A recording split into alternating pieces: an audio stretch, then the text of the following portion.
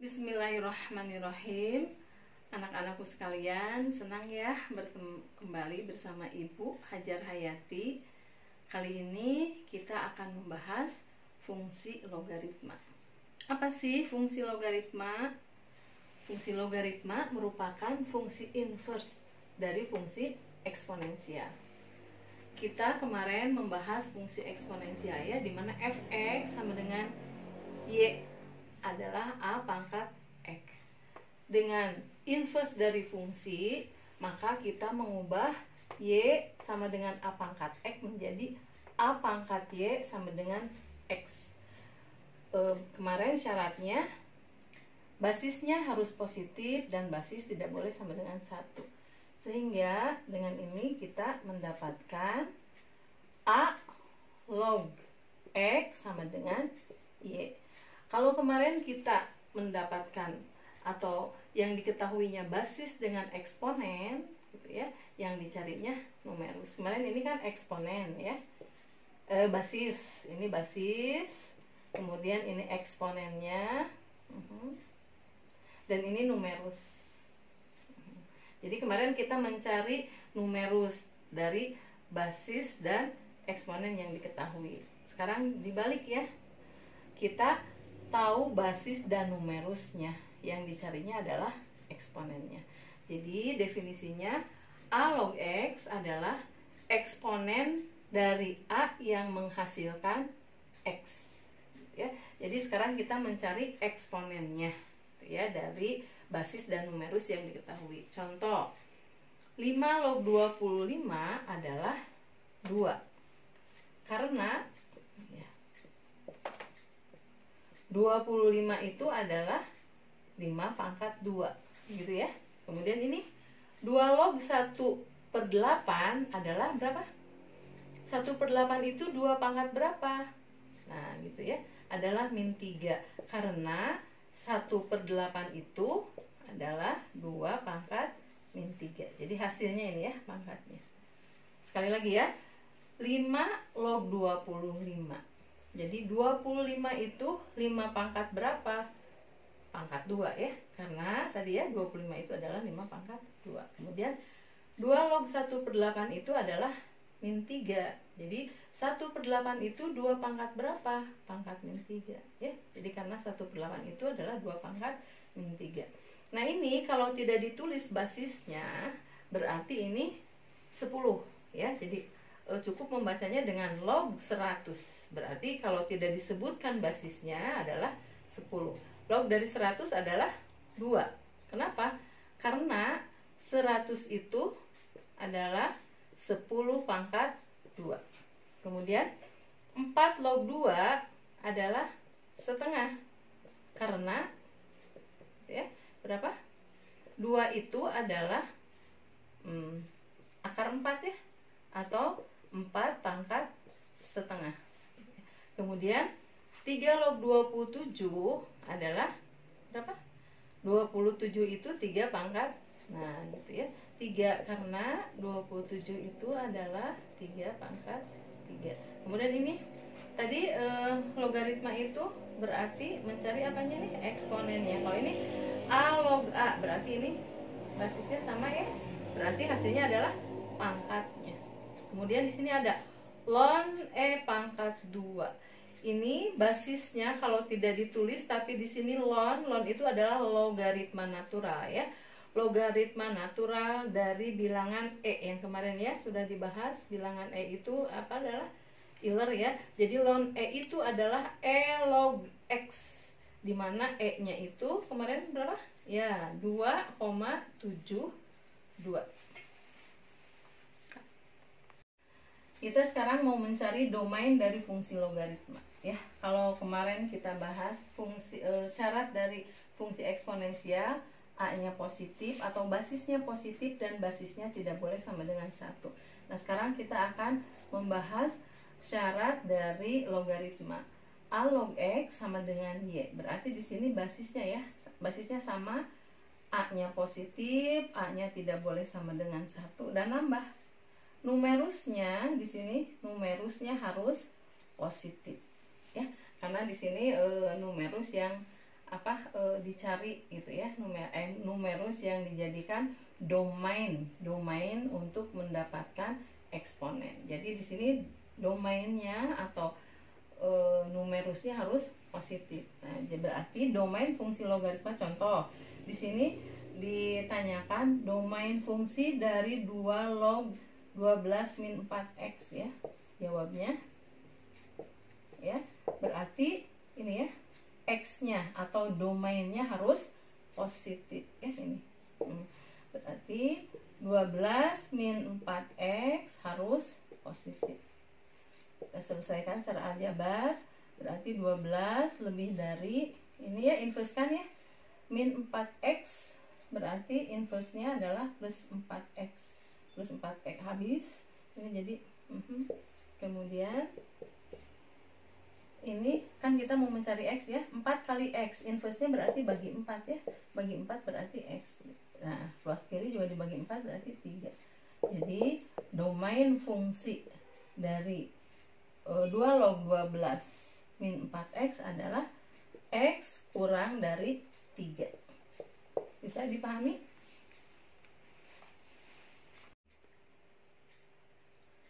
Ya, ini jadi ya domain dari fungsi fx sama dengan 2 log 12 min 4x gitu ya. Dalam interval, ini bisa disajikan dalam interval adalah ya, tadi kan kurang dari 3, jadi dari negatif hingga sampai 3. Atau disajikan ini bisa juga dalam notasi himpunan penyesuaian ya.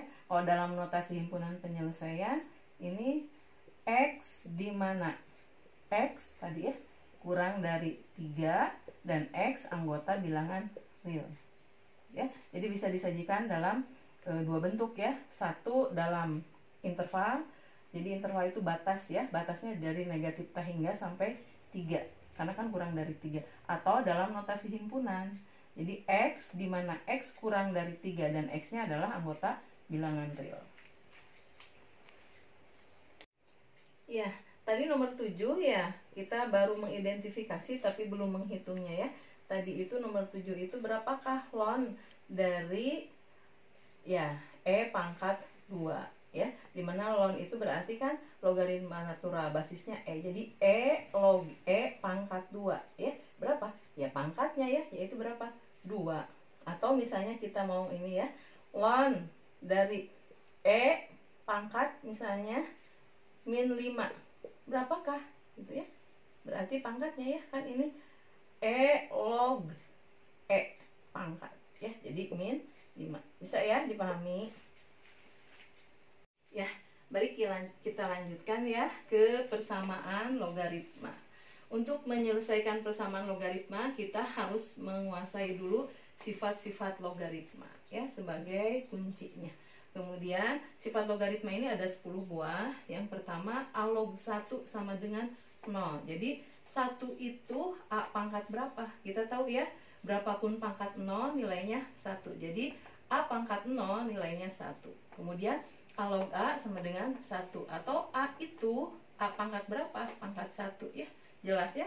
Kemudian ini a log b ditambah a log c sama dengan a log a kali b.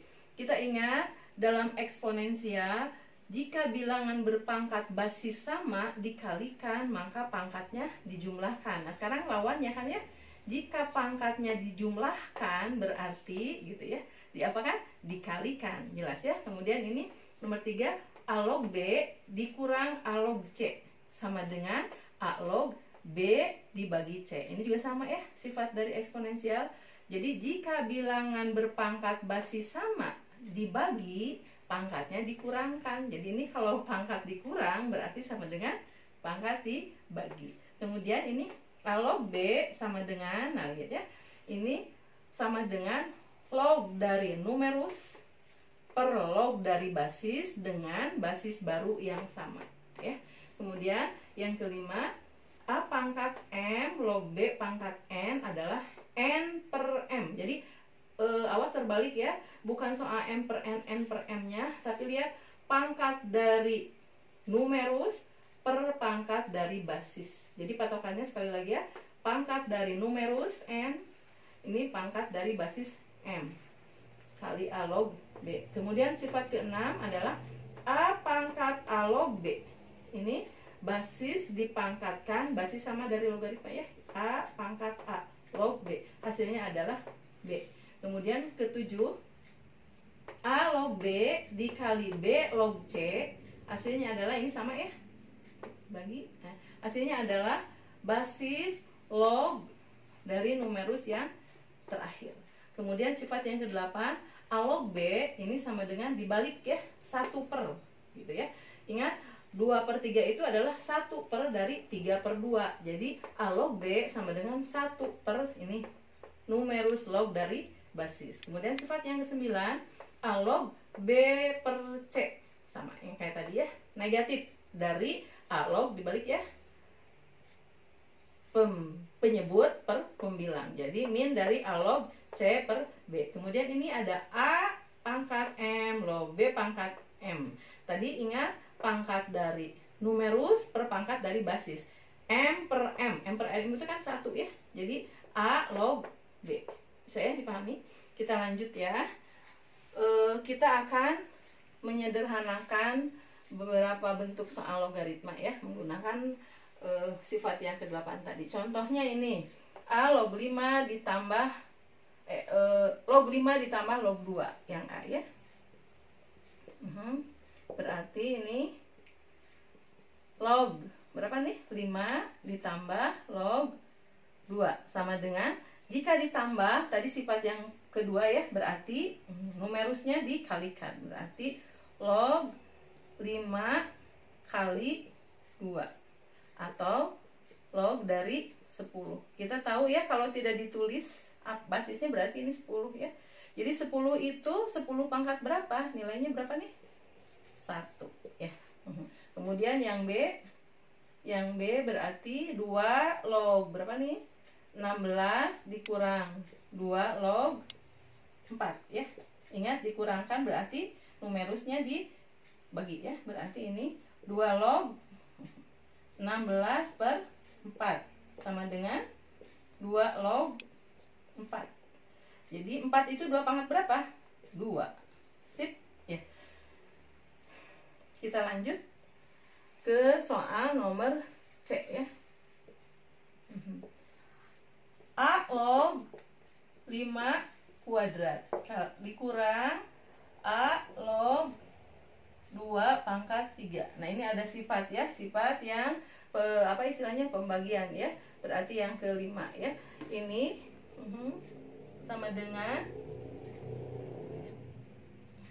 A log berapa nih? 25 gitu ya. Dikurang berarti dibagi 2 pangkat 3 berapa? 8. Nah, ini kalau sudah tidak bisa disederhanakan lagi sudah. Kita lanjut ya ke yang nomor D. D itu 4 log akar 2 kali 4 log akar 8. Ini berarti ditambah ya. Berarti kalau penjumlahan berarti sama dengan perkalian ya.